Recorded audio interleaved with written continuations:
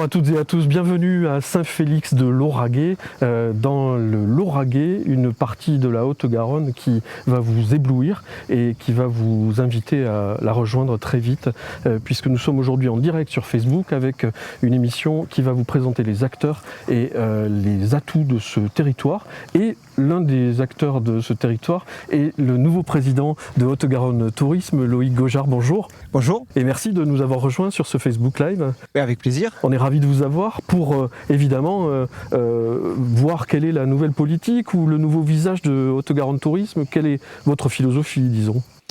Nous, la philosophie, c'est vraiment déjà de continuer ce qui a déjà été engagé, parce que pour que les politiques aient des effets, il faut les poursuivre sur du long terme, et notamment dans le tourisme, on en parlait. Et pour moi, c'est vraiment un vrai plaisir d'être ici à Saint-Félix-Lauragais, de faire ce Facebook Live, d'être accueilli par la mairie, par monsieur le maire qui nous a accueillis chaleureusement, avec l'office de tourisme aussi aux sources du canal. Et pour nous, les Facebook Live, c'est vraiment un des symboles et qui représente le travail qu'on fait tout au long de l'année en partenariat avec les professionnels du tourisme, les offices de tourisme, les communes, pour faire vivre nos territoires, les valoriser et développer bien évidemment le tourisme sur nos communes. Mais n'oublions pas que les premiers touristes sont nos habitants. On va le voir, hein, les acteurs sont nombreux, efficients et présents sur le terrain. Ils nous ont accueillis très bien, vous le disiez, monsieur Bourrel nous a accueillis, le maire du village, et puis l'équipe municipale. On est ravis d'être avec vous. Et puis aujourd'hui, la thématique qui est consacrée à ce Facebook Live est centrée sur le festival 31 notes d'été, qui tout au long du mois d'août anime les territoires, et retrouve des acteurs de tourisme de terrain. Oui, et qui permet aussi de faire découvrir des beaux villages comme celui de Saint-Félix aujourd'hui. Voilà, avec son positionnement géographique assez extraordinaire. On va le voir avec les vues, la table d'orientation. On peut y venir à pied, en vélo, en voiture aussi. Mais il faut y être accroché, mais tonique. Mais bon, ça fait du bien. Hein. Actuellement, en période de Jeux Olympiques, il faut valoriser l'activité physique. Absolument. Je le disais, aujourd'hui, c'est 31 notes d'été qui va nous occuper. Et vous allez voir un petit peu le programme de ce festival qui débute ce soir à Saint-Félix jusqu'au 31 août dans tout le département.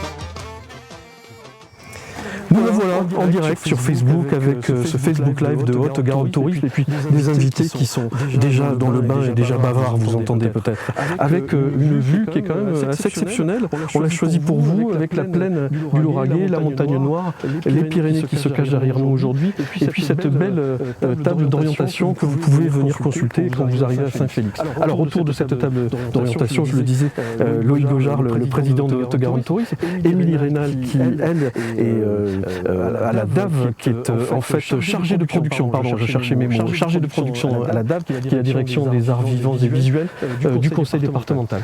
Et puis à ma droite, vous le voyez en majesté, j'allais dire, hein, voilà, si quand même, Jérôme Ornière et Jessica Canchon de l'office de tourisme de Revel, aux sources du canal du Midi.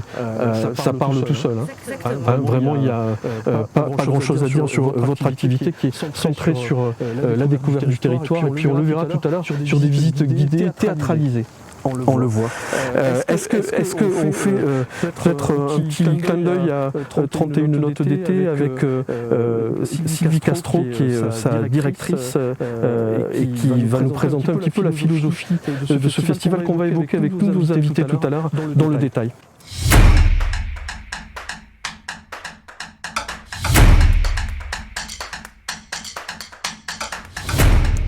Bonjour Sylvie Castro. Bonjour. Vous êtes directrice de la direction des arts vivants et visuels du conseil départemental de la Haute-Garonne et à ce titre grande ordonnatrice du festival 31 notes d'été qui cette année vit sa 27e édition, je crois. Oui, tout à fait. C'est un festival qui va irriguer le département du 2 au 31 août. C'est un festival qui allie l'artistique et la culture au tourisme et au patrimoine. C'est un festival gratuit.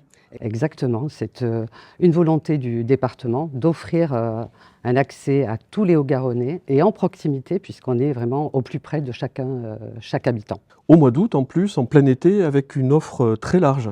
Exactement, une programmation ouverte et curieuse, artistique, des propositions touristiques et patrimoniales et mémorielles qui permet à chacun de pouvoir découvrir le territoire de la Haute-Garonne autrement. J'ai l'impression que le fil directeur est l'ambiance festive.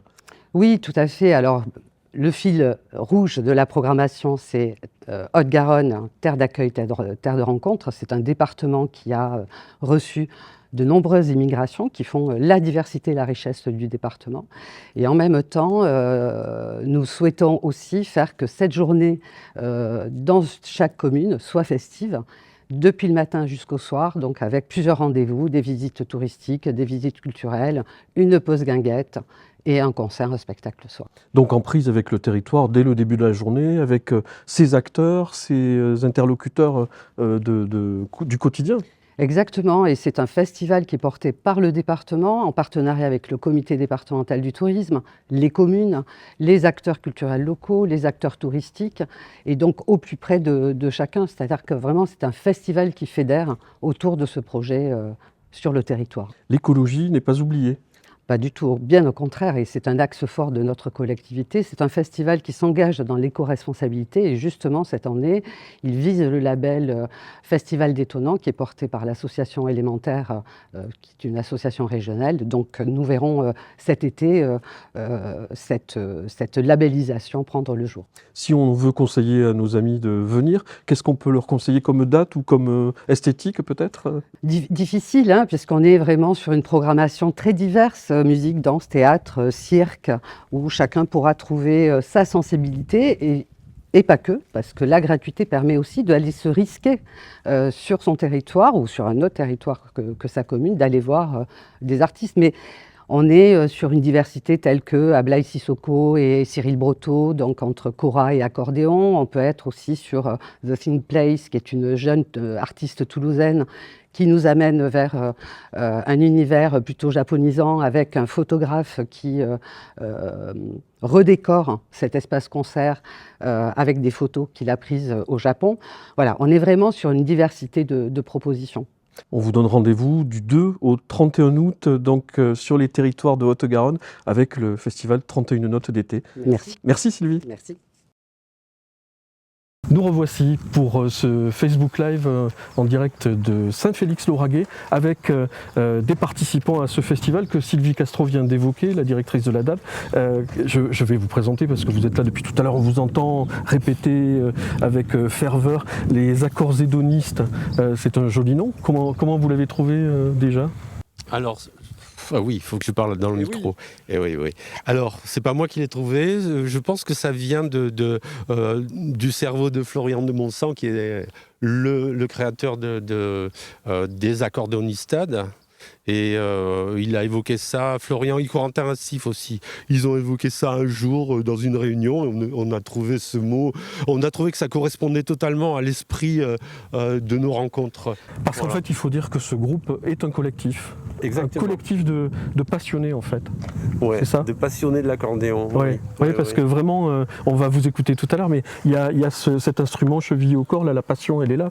Pour vous aussi, Bérangère. Oui, moi, ça a été un peu sur le tard, un petit coup de foudre pour celui-là. C'est un accordéon diatonique.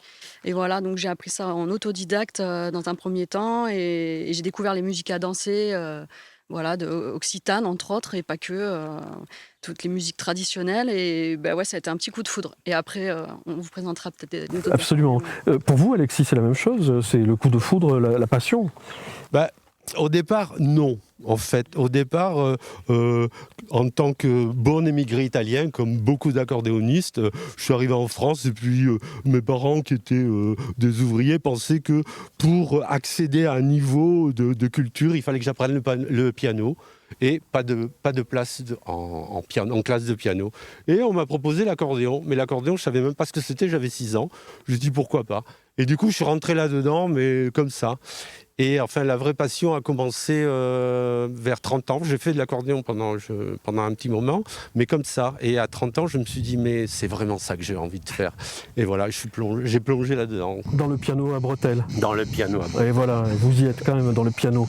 Alexis Palazzotto, Bérengère Daguzet, on va vous écouter parce que ça nous prend au trip depuis tout à l'heure, cette sonorité qu'on écoutera aussi ce soir, mais on en parlera plus longuement tout à l'heure. Les accords hédonistes, on vous écoute avec une suite de tarentelles. Oui, c'est ça. En fait, on a choisi les tarentelles parce que l'idée des 31 notes d'été, c'est un petit peu d'accorder nos prestations avec les spectacles qui vont avoir lieu.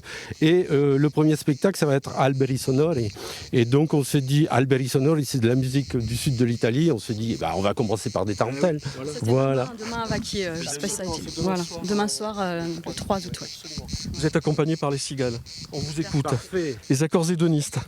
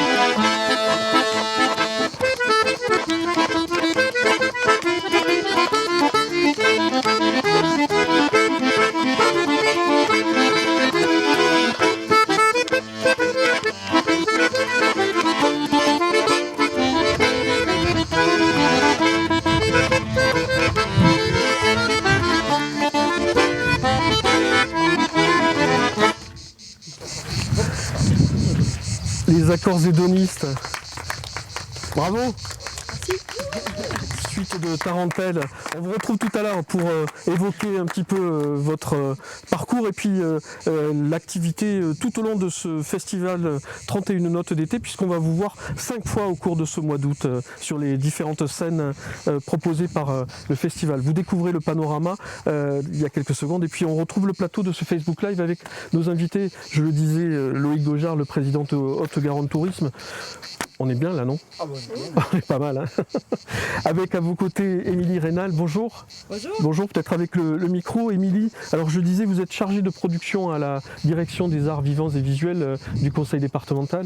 On va parler dans le détail du festival qui nous occupe, 31 notes d'été, avec des idées de spectacles et puis de lieux à découvrir et des visites aussi dont nous parlera peut-être Loïc qui accompagne ce festival, parce que c'est ça aussi le concept. On parlera de musique avec vous. Tout à fait, par exemple, et aussi pourquoi pas de l'organisation d'une journée type, Absolument. comment elle se passe, etc. Oui, on va voir qu'on peut venir le matin 9h30 découvrir le territoire et jusqu'au soir s'amuser, échanger, manger bio ou bien en tout cas, voilà. Il y a plein d'idées dont on va parler dans le détail. À ma droite, ces deux magnifiques personnages, Jessica Conchon, vous êtes Jessica, chargée de communication et de promotion à l'office de tourisme de Revel, aux sources du canal du Midi. Tout à fait. C'est ça. Donc, vous accueillez le public. On accueille le public, on produit des visites guidées avec Jérôme, on est guide conférencier tous les deux et c'est là où tout démarre, aux sources du canal du Midi, là où tout commence. Hein.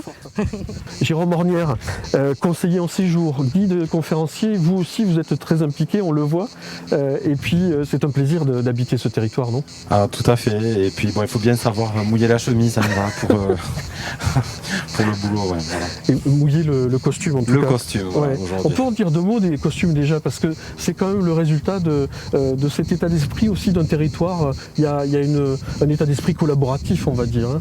Oui, tout à fait, c'est notre petite main, la costumière Hélène, des ateliers de costumes de la Cocagne, qui agit beaucoup pour la fête historique de la Cocagne, qui a lieu à Pâques, comme tous les ans, et qui met à disposition tous ces costumes pour les villageois le jour de la fête de la Cocagne. Et bien sûr qu'il les met aussi pour nous, les guides conférenciers, pour animer le patrimoine de nos territoires. Bon, et est-ce que vous nous feriez le plaisir d'un petit extrait? Parce qu'on est curieux, on vous voit depuis tout à l'heure habillé comme ça, mais qu'est-ce qui se passe quand on vient vous voir? Vous voulez un avant-goût, en fait, c'est ça? Chiche. Allez, chiche. Merci. Allez, tout de suite. Ouais. Filez la laine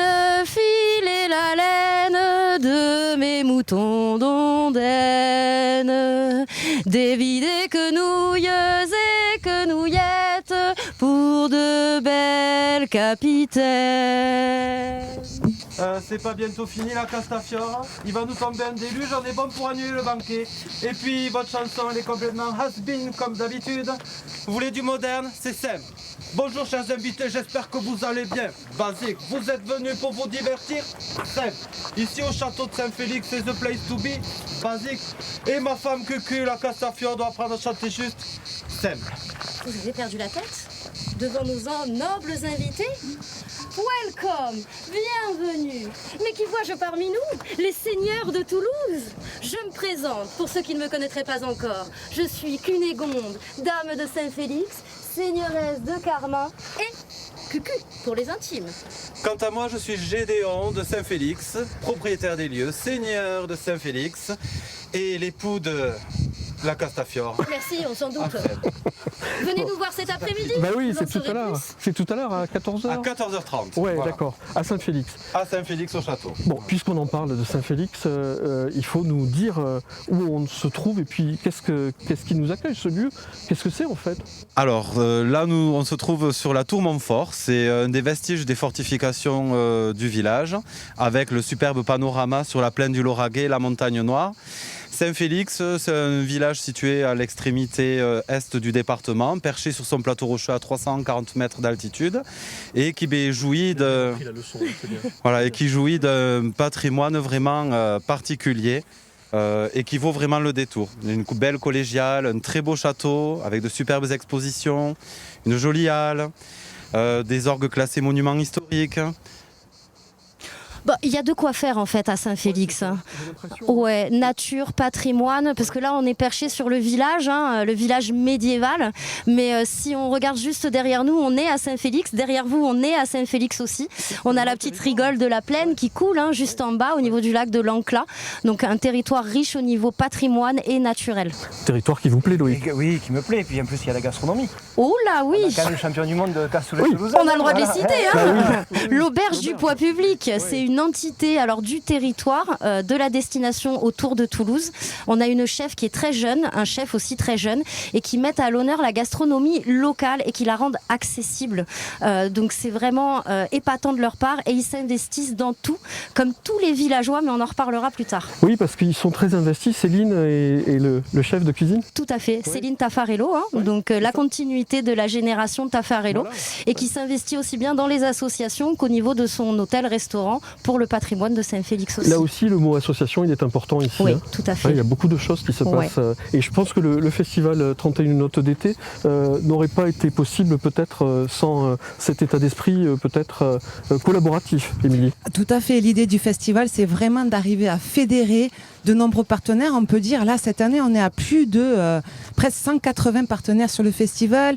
17 communes, 10 offices de tourisme, 50 groupes et artistes, plus de 40 acteurs touristiques qui participent à ce festival.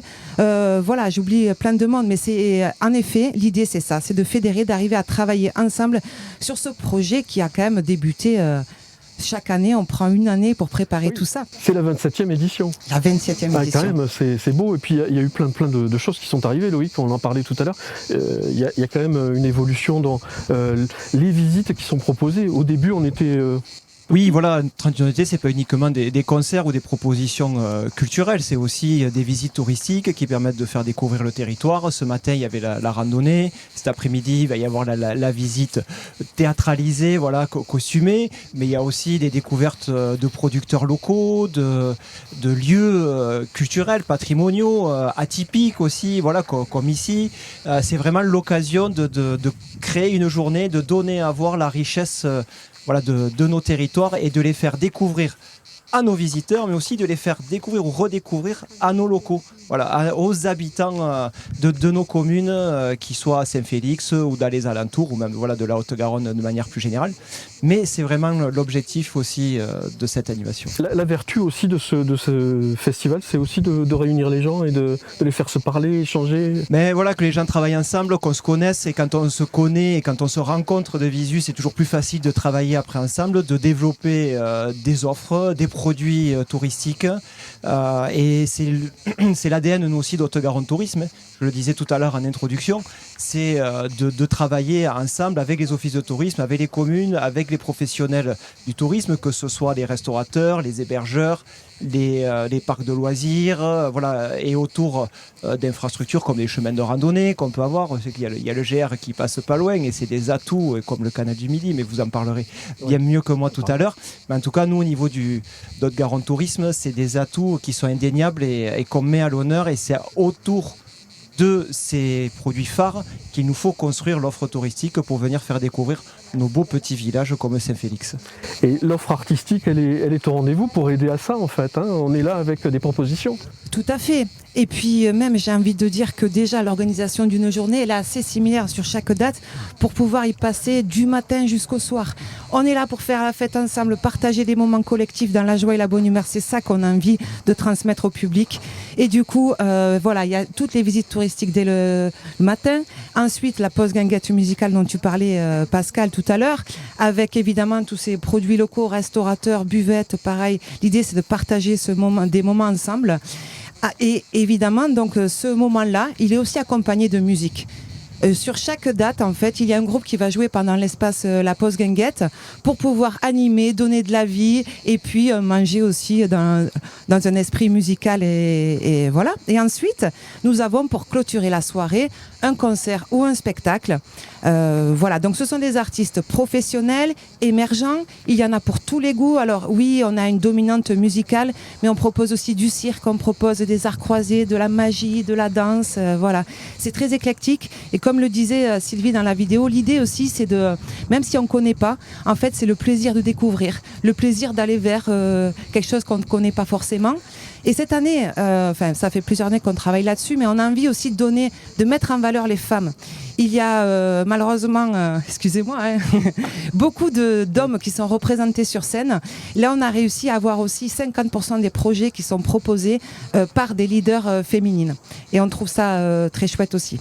Les propositions sont très, très larges aussi. On a tous les styles de musique, les esthétiques. Il y a du cirque, de la musique, la danse, du théâtre. Oui, c'est ça. Alors, par exemple... on peut vous donner quelques exemples et parler, Sylvie, du fil rouge Haute-Garonne, terre d'accueil, terre de rencontre. On a eu envie cette année de montrer les croisements des cultures, croisements des esthétiques, etc. Alors je pense par exemple à Pulciperla qui va jouer le 10 août à Morossac. En fait, c'est la fusion entre deux groupes. Pulcinella, qui est un quatuor iconoclaste toulousain, et La Perla. La Perla, ce sont des Colombiennes qui ont un set hyper dynamique, festif, entre percussion-voix. Ils se sont rencontrés en 2019. Ils ont décidé de proposer un répertoire justement qui croise ce mélange artistique, où alors là, ça va vraiment danser et en fait, ça va être un mélange explosif et percutant. Ce sera le 10 août à Morsac. Exactement. C'est ça, ouais. Avec d'autres exemples, on est dans d'autres esthétiques. Complètement. Ouais. Je passe par exemple Lorenzo Nacarato. Ouais. J'entends les cigales, là on les entend très fort. Ça me fait penser à la nature. Lorenzo, en fait, c'est un musicologue et pianiste depuis de nombreuses années. Et en fait, il a toujours envie d'expérimenter. Donc, il a suivi la migration des oiseaux depuis l'Afrique, l'Europe du Nord jusqu'à l'Afrique. Et en fait, il les a suivis, il les a observés, tout ça pour voir comment ils habitaient dans leur espace, comment ils évoluaient. Et lui, en fait, ça lui a permis de faire évoluer sa propre musique. En plus, alors, il arrive avec un concept totalement inédit. Il a réarrangé son piano en associant magnéto-cassette, un plateau vinyle.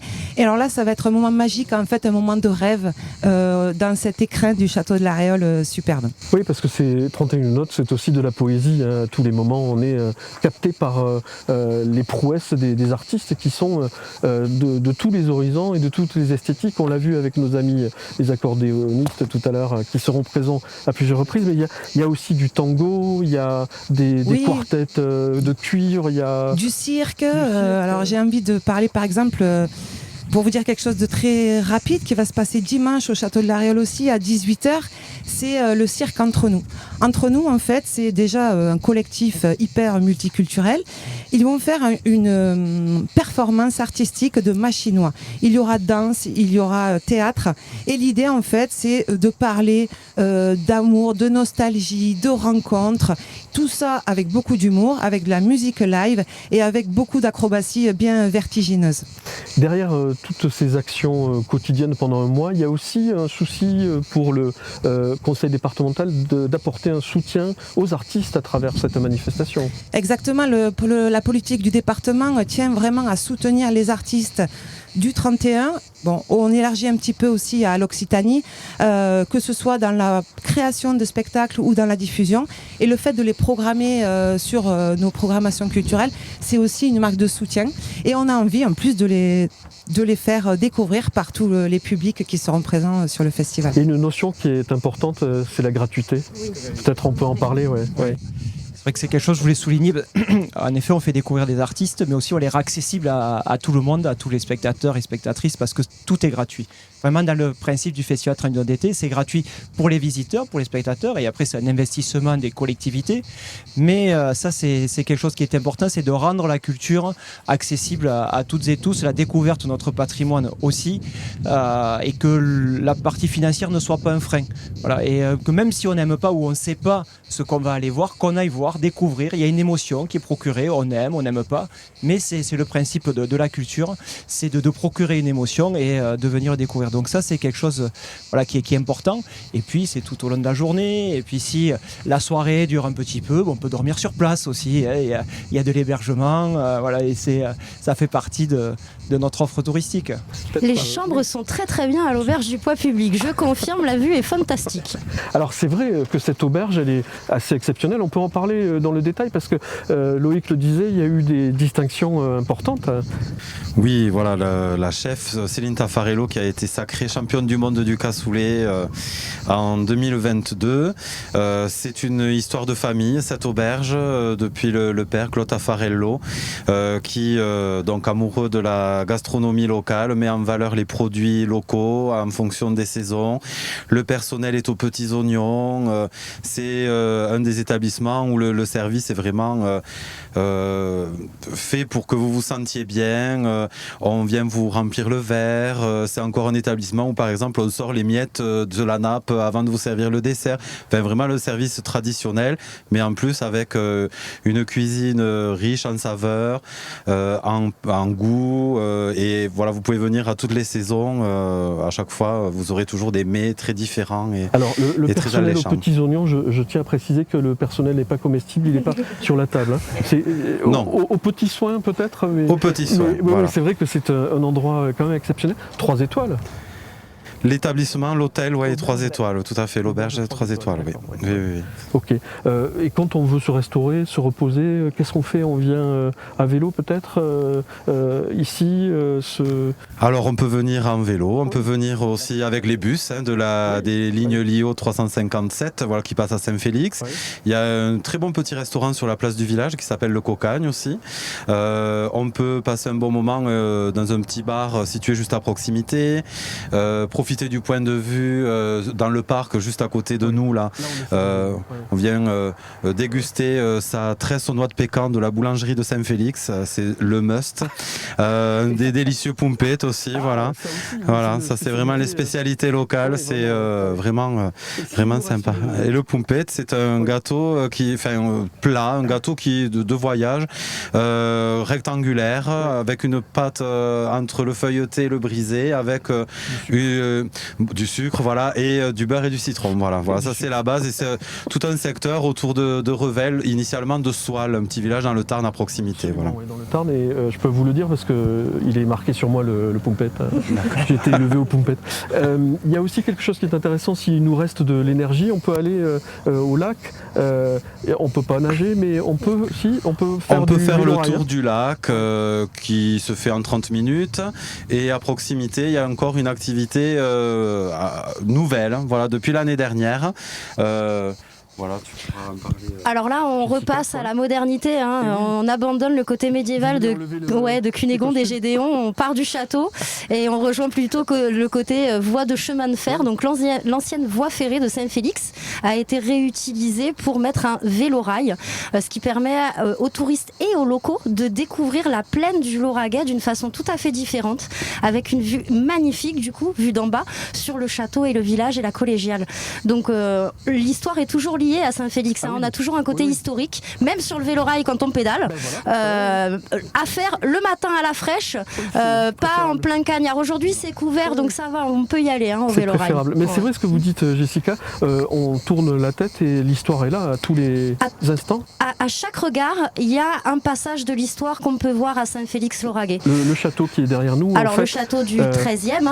Alors, première mention, 1035. Oui, incroyable. Connaisseur. Non, il faut se renseigner. Mais 1035. Allez, on remet à César ce qui appartient à César. C'est pas le premier château de Saint-Félix que vous avez là, c'est le deuxième. Oui. Le premier a été détruit, donc on reconstruit sur les ruines à partir du 13e.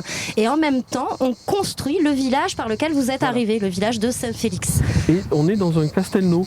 Alors oui, les Saint-Féliciens aiment bien dire que Saint-Félix est une bastide, parce qu'on a le même schéma d'urbanisme qu'à Revel, avec une halle, des rues parallèles et perpendiculaires, des consuls qui prennent les décisions pour la ville, une charte des us et coutumes, mais qui n'est pas signée par le roi de France, qui est signée par le comte de Toulouse et la sénéchaussée de Toulouse. On fait rien comme tout le monde à Saint-Félix.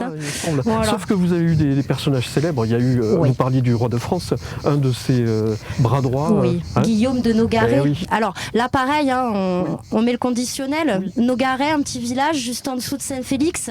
Donc on se doute bien que Monsieur Nogaret, il n'est pas né à Saint-Félix même, mais il est dans la mouvance seigneuriale de Saint-Félix. Oui.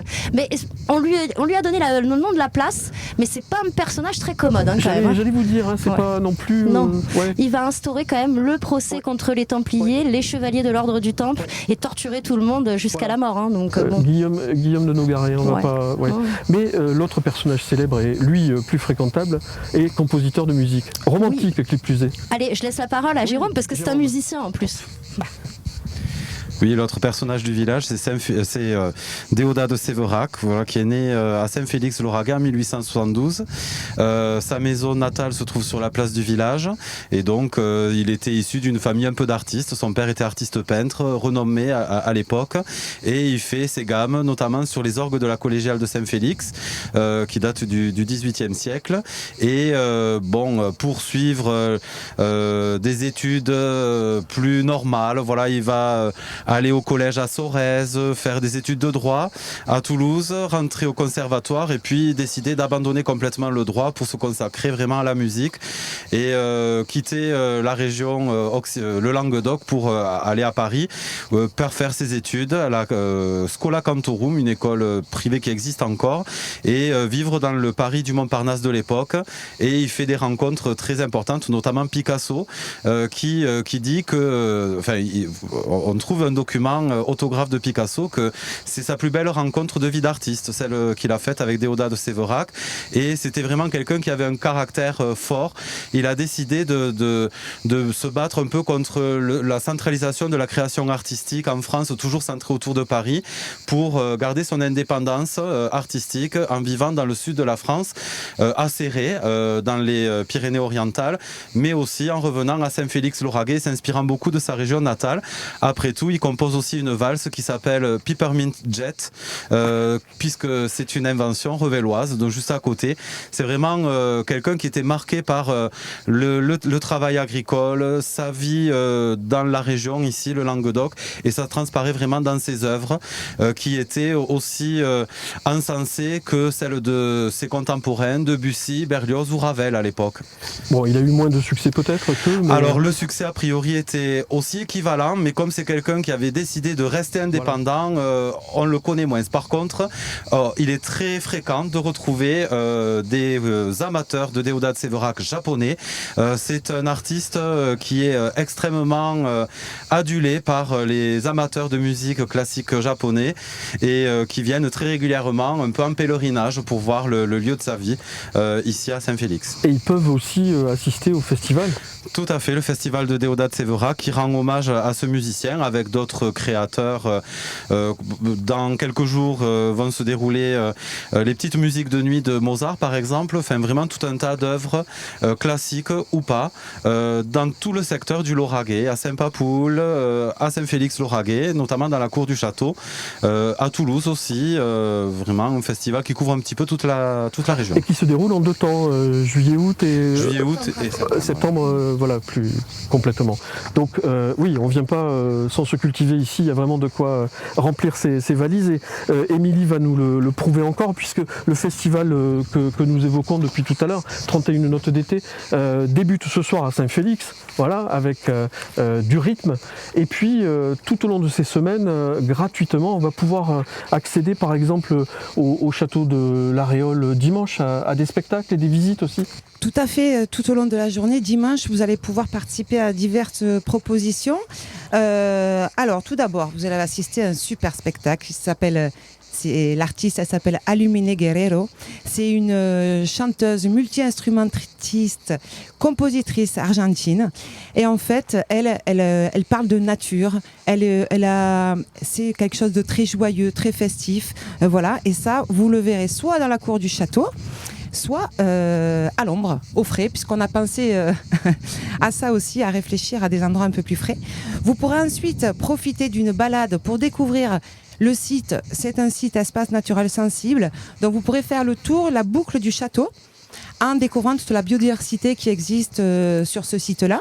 Vous pourrez ensuite faire des visites du château, Voilà, et il y a des petites surprises à la clé inédite en plus. Donc, c'est un magnifique château en plus, de l'époque pastelière. Exactement. Très beau, vraiment ça mérite la visite. Ah oui, exactement, il faut faire le détour vers ce château. Et je crois qu'il y aura des producteurs locaux en plus. Il y aura quelques producteurs locaux le dimanche. Ouais. Et d'ailleurs, le dimanche, il y aura aussi des food trucks un food truck qui viendra proposer évidemment ces plats de saison, locaux, etc. Donc dimanche, on a la journée occupée à l'Aréole. Exactement. Ouais. On peut peut-être balayer le programme très rapidement, mais Avignonnet le 9 août avec aussi nos amis qui sont là, qu'on va retrouver dans 2 minutes, les accords hédonistes. Et puis un spectacle qui est un peu de mémoire, puisque cette année, on célèbre les 20 ans de la disparition de Claude Nougaro, le Toulousain célèbre, et les âmes sœurs, ce spectacle créé par un collectif là aussi sera proposé. Exactement. Joël Saurin, qui est donc bassiste de Zebda, que vous devez connaître, il a eu la magnifique idée d'inviter 13 talentueux musiciens du coin pour proposer un répertoire peu connu de Claude Nougaro. En fait, ils vont interpréter des œuvres de Sœur Am, qui contiennent de nombreuses pépites. Et en fait, ce spectacle a été joué juste 2 fois, et ce sera la toute première en plein air. Donc là, on vous invite à venir en plus cette place magnifique de Raymond Alfaro, que vous pourrez découvrir. Et en amont, vous pourrez retrouver nos accords hédonistes, puisqu'en fait, nous avons invité à faire une carte blanche, à nous retrouver chaque semaine. Et l'idée étant ce sont des artistes professionnels qui viennent, et chaque amateur qui le souhaite peut venir et participer à ce moment populaire, dansant, en amont de chaque concert du soir.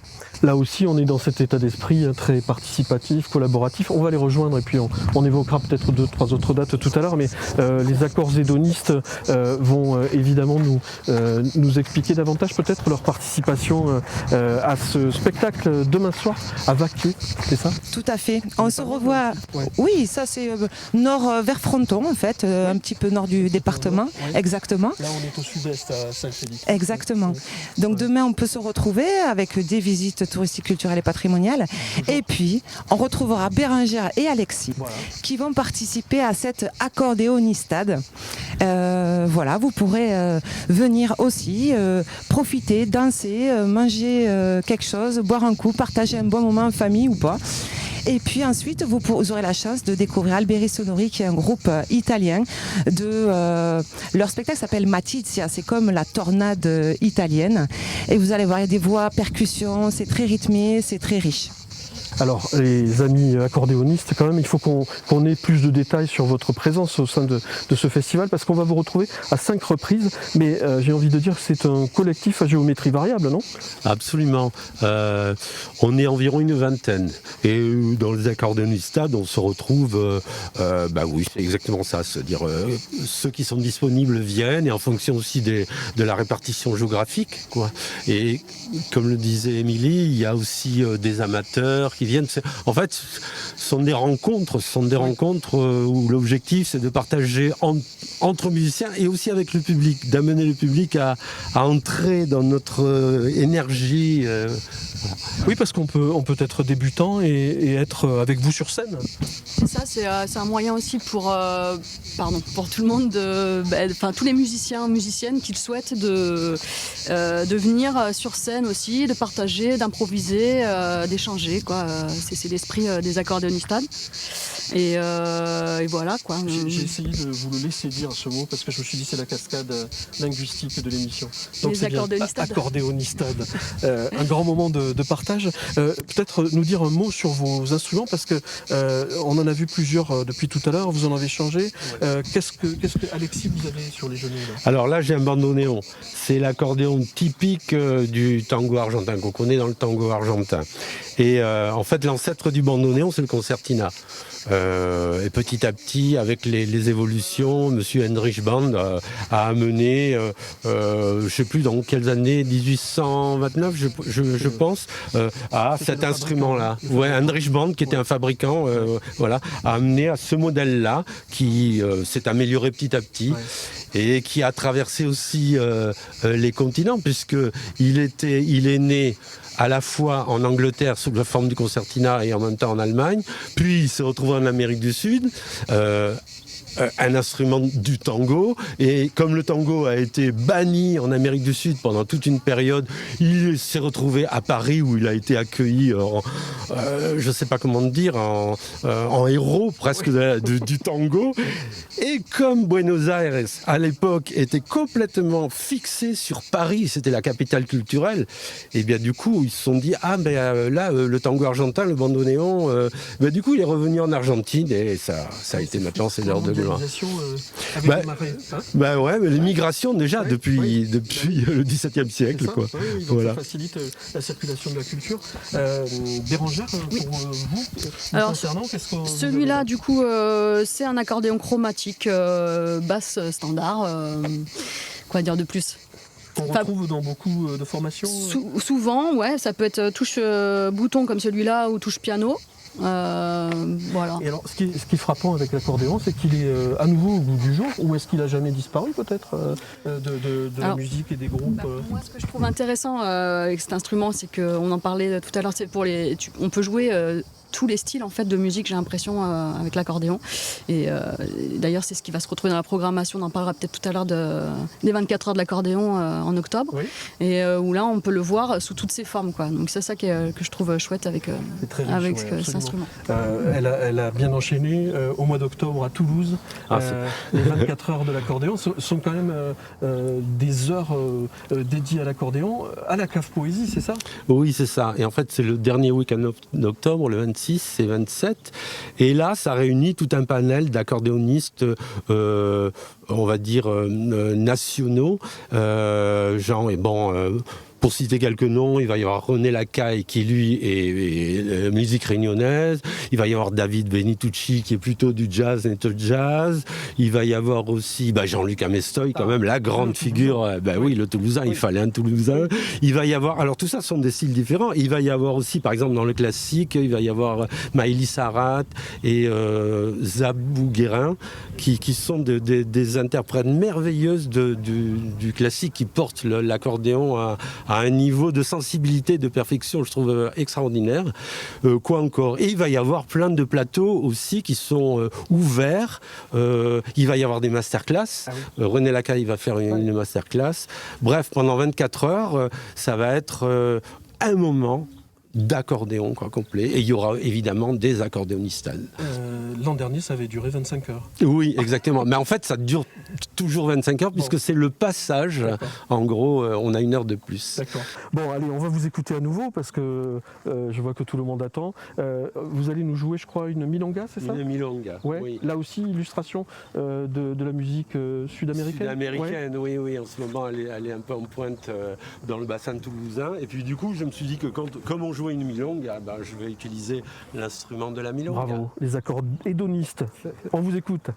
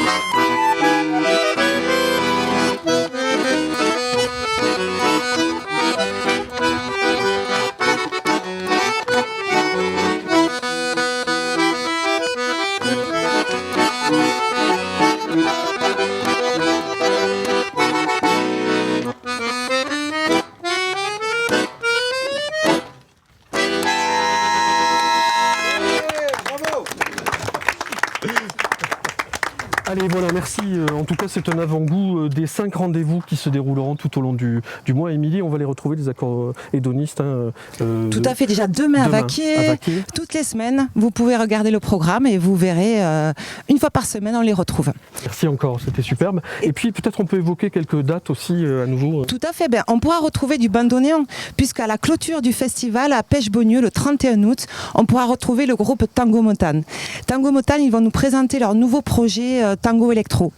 En fait, voilà, ils faisaient beaucoup de tango trad, tango rock. Ils ont rencontré de nouveaux artistes, notamment Sanseverino, et ils ont décidé d'ajouter de la MAO, des machines, etc., pour proposer ce nouveau projet de tango électro. Voilà. D'ailleurs, ils ont sorti un album, si vous voulez écouter.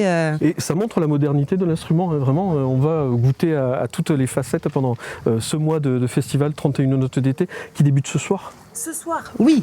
Ce soir à 21h30, on retrouvera Barut. C'est un. Alors apparemment, on dit. Barut. Voilà. Donc, Barut. Oui, je crois que c'est ça. On roule l'air un peu. Ok. C'est ça. On est en Occitanie. Hein. Voilà. C'est du chant polyphonique populaire occitan, mélangé avec des rythmiques très modernes. Et apparemment, ça donne des frissons à la chair de poule. Et juste dans tous les mots, d'accord. Exactement. Ouais. Et juste avant, on aura la New Little Fanfare. Donc c'est une fanfare de poche, déambulatoire, qui donne un peps de fou et qui joue des esthétiques swing, begin, etc. Donc on sera là-dessus ce soir. Bon, merci Émilie. C'était un plaisir de faire le parcours de 31 notes d'été. Il faut qu'on évoque quelques rendez-vous aussi, peut-être du territoire qui est le vôtre, là, hein, sur Revel, sur Saint-Félix, à noter le festival Déodat-Séverac, mais aussi dans le cadre des rendez-vous nature, hein, qui est proposé par l'intercommunalité aux sources du canal du Midi, le 22 août de mémoire, hein, au château de Saint-Félix-Lauragais, un ciné-cyclo, donc ça c'est super sympa à faire.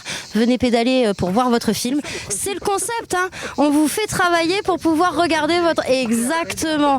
Mais on est vert, hein, sur notre territoire, hein. Chez nous c'est mobilité douce, hein, n'oubliez pas, hein. Et puis bien sûr tout plein d'animations, les marchés des producteurs à ne pas manquer, parce que chez nous, hein, on est des épicuriens, tout le monde le sait. Jérôme vous a parlé beaucoup de nos spécialités. Donc il faut venir au marché des producteurs le mercredi à Revel et le jeudi à Sorèze. Et puis on a pas mal d'insolites aussi pour les ados, pour les adultes et les grands enfants. Des chasses au trésor dans la cité de Sorèze en mode Fort Boyard, Père Fouras. L'éco-féréole pour découvrir si vous avez une âme d'aventurier autour du lac de Saint-Féréol.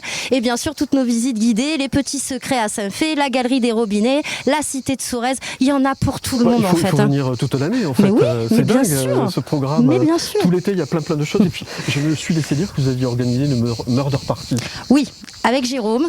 Oui, nous avions organisé une murder party. Qui a tué Déodat de Séverac dans le château de Saint-Félix-Séverac? Oui, il a quand même fini par mourir, mais bon, là, on l'a assassiné. Voilà. Bon, on a quand même demandé à la famille si on avait le droit avant, hein, vous inquiétez pas. Hein. Mais le but était de faire découvrir Déodat à la jeune. Au moins le personnage. Voilà. Au moins le personnage. À part le lycée Déodat, les jeunes. Ou le boulevard Déodat de Séverac à Toulouse. Voilà, personne oui, merci à la mairie aussi de toujours nous suivre dans nos projets insolites et surtout au château de Saint-Félix. Heureusement qu'ils sont là. Merci Jessica et Jérôme, c'était un plaisir de vous avoir. Avec parce plaisir. Que ça montre vraiment le visage actif de ce territoire, Loïc. Hein. On est sur un territoire qui est vraiment dans l'action et puis ces représentants sont là au contact du touriste. Ah oui, ils sont là au contact du touriste puis ils travaillent ensemble. Oui. Voilà, vous l'avez dit là, merci, enfin, vous avez remercié la mairie, mais on voit que quand on travaille ensemble, mairie, office de tourisme, professionnels du tourisme aussi, on arrive à faire des choses extraordinaires.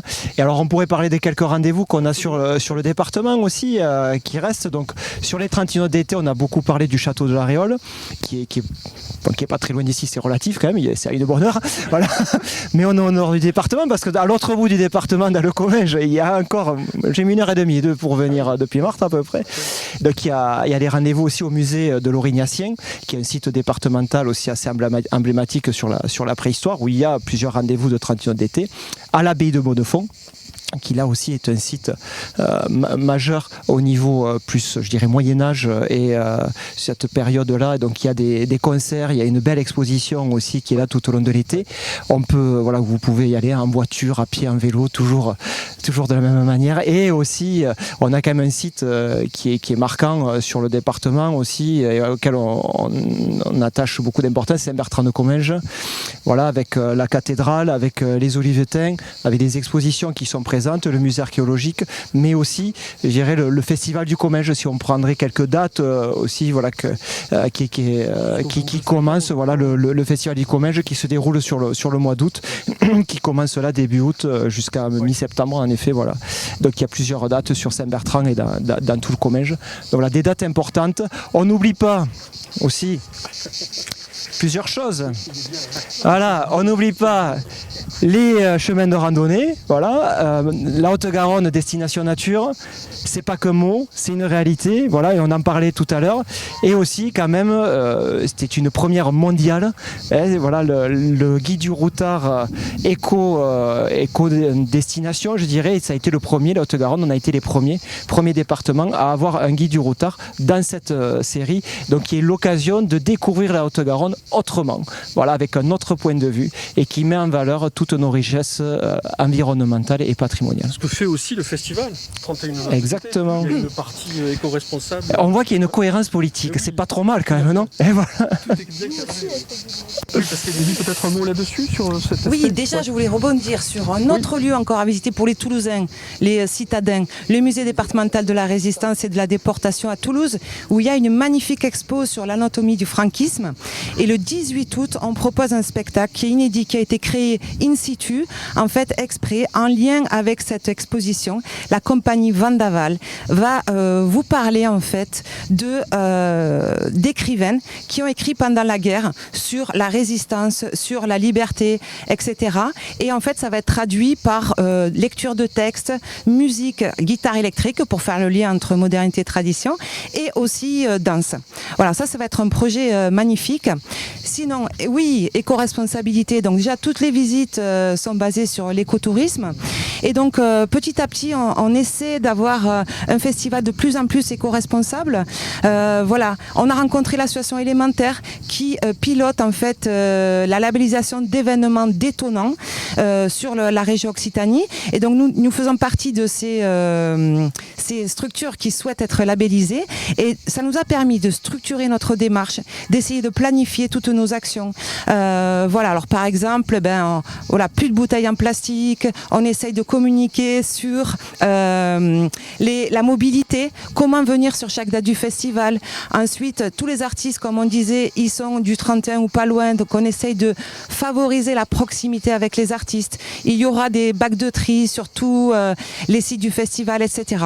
Voilà, l'idée c'est que petit à petit on s'améliore là-dessus et qu'on diminue notre empreinte carbone. Alors ce qui est génial avec avec Émilie, c'est qu'avant l'émission, elle était stressée, mais vous ne pouvez pas savoir. Je l'ai eu au téléphone 12 fois, c'était terrible. Et là, on ne peut plus l'arrêter, c'est génial. On continue, on a l'antenne, c'est bon. Merci à toutes et à tous, c'était un plaisir de vous avoir. Merci beaucoup d'avoir fait le déplacement pas loin pour vous. Peut-être le festival, c'est plus lourd et plus aventureux, parce qu'on a la météo qui compte, on a plein de paramètres. Mais en tout cas, le festival se tient du 2 au 31 août dans le département et il est gratuit. Et il est gratuit. Voilà, c'est incroyable, ça continue, ça fait 27 éditions que c'est comme ça et ça continue. Et ça a inspiré, je pense, d'autres actions culturelles sur le département, portées, comme vous disiez tout à l'heure, par les côtés de communes ou par les communes. Donc vraiment, venez, et on remercie quand même toute l'organisation, l'équipe d'Haute-Garonne Tourisme qui est derrière, peut-être qu'on peut les filmer, voilà. C'est important de se rendre compte comment ça se passe sur l'envers du décor. Voilà, c'est tout un travail, c'est toute une préparation. Voilà, un lien avec le service culture du département, avec la mairie, avec l'office de tourisme, la côté de commune, les artistes, les associations aussi. Voilà, il y a tout un travail et avec un point de vue extraordinaire. Et voilà. Et si on reste dans le thème, c'était Barut, je pense qu'on dit réellement Barut, voilà, en occitan, et on pourrait dire Adichat. Et oui, absolument, c'est ça. Adichat, à la prochaine fois, qui sera le 17 octobre pour le prochain Facebook Live, qui se déroulera à Sauveterre de Comminges, donc notre territoire de ce beau département qu'on connaît par cœur maintenant pour l'avoir sillonné, avec une thématique différente. Là, on sera dans le festif, mais un autre festif, la gastronomie, les bons produits locaux, les chefs, on sera bien servi. Voilà, merci à toutes et à tous, aux artistes qui nous ont réjouis. On vous revoit demain à Vaquier, donc pour la date qui ouvre votre participation à 31 notes d'été. C'était un plaisir de vous avoir, merci à l'équipe et à bientôt.